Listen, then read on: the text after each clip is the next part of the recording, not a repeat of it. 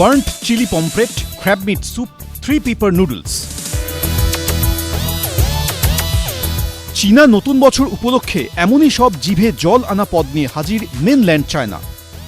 17ই ফেব্রুয়ারি চীনা নববর্ষ, আর Chinese new year উদযাপনে পুরোপুরি তৈরি মেনল্যান্ড চায়না।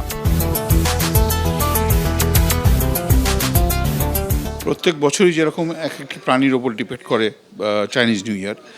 গত বছর যেরকম ড্রাগন ছিল, এবছর হর্স। পুরো চাইনিজ নিউ ইয়ারের মেনুটা চেঞ্জ করেছি। তার মধ্যে রয়েছে এরকম ট্রুফল ইনফিউজ, আমরা চিলি পমফ্রেট করেছি, কাউলিন ক্র্যাব র্যাপ রয়েছে, প্লাস নানা রকম ডিমসাম রয়েছে। অ্যান্ড মালা চিকেন বলে একটা করেছি আমরা, সেটাও একটা নতুন মুসু চিকেন রয়েছে। This are new item which we have added. 20 থেকে 21টা নতুন পদ থাকছে মেনুতে। ফেস্টিভ্যাল চলবে 15 দিন ধরে। 17ই ফেব্রুয়ারি চাইনিজ নিউ ইয়ার, এবং তার আগেই মেনল্যান্ড চায়নাতে শুরু হয়ে গেল ফুড ফেস্টিভ্যাল। আলাদা আইটেম, আলাদা মেনু। আর এই ফুড ফেস্টিভ্যাল চলবে 15 দিন পর্যন্ত। আর তার সঙ্গে এদিনের উপরি পাওনা ছিল ড্রাগন ডান্স। ক্যামেরায় সন্দীপ পালের সঙ্গে রুমা পাল, এবিপি আনন্দ, কলকাতা। শিবখান তিনদার তিনজন মল্লার চৌপর দিনভর দেয় দূরপাল্লা। সত্যেন্দ্রনাথ দত্তের কবিতায় গতির অনুভব আমরা এভাবেই করেছি, কিন্তু জেনজিরা আরো দ্রুত গতিতে এগিয়ে যাচ্ছে।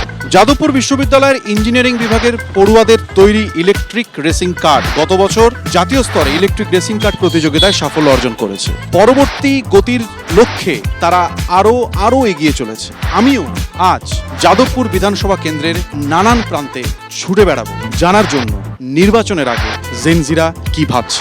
মডার্ন ডেজে যেটা আমরা দেখতে পাচ্ছি, যেটা খুবই আফসোসজনক, সেটা হলো যে আমরা রাজ্যে চাকরি পাবো না, আমাদেরকে বাইরে যেতে হবে, এবং এইটা হওয়ার কথা একদমই নয়। সামগ্রিকভাবে আমাদের যে এনভায়রনমেন্ট, সেইটা নিয়ে কনসার্ন এই মুহূর্তে রাজনীতিতে খুব একটা দেখতে পাই না। আমাদের ক্ষেত্রে যেমন খাতা, বই, পেন, আচমকা জিএসটি কমে গেছে, ভাবলাম যে দাম কমছে, অ্যাকচুয়ালি কিন্তু কমে না, সেই জিনিসের দামটা কিন্তু বাড়তেই থাকছে। আমাদের বাংলায় নারীর নিরাপত্তার একটা বিষয় উঠে এসছে, যে যেমন 2024-এ আরজিকর ঘটনাটা ঘটলো। 2 বছর হয়ে গেছে, কিন্তু তার কোনো বিচার পাওয়া যায়নি। আমাদের কাছে বর্তমানে রাজনৈতিক নেতাদের যে প্রতিমূর্তি স্থাপিত হয়েছে, অর্থাৎ রাজনৈতিক নেতা হতে গেলে তোমাকে চুরি করতে হবে। আজকে জেনজি যেটা, তারা খুব নিজেরটা বোঝে। আমাকে যদি গভর্নমেন্ট চাকরির জন্য 5 লাখ 10 লাখ টাকা ঘুষ দিতে হয়, আমি কেন এই সরকারকে চুজ করবো, রাইট? একেবারে লাজবাব জবাব পেয়েছে।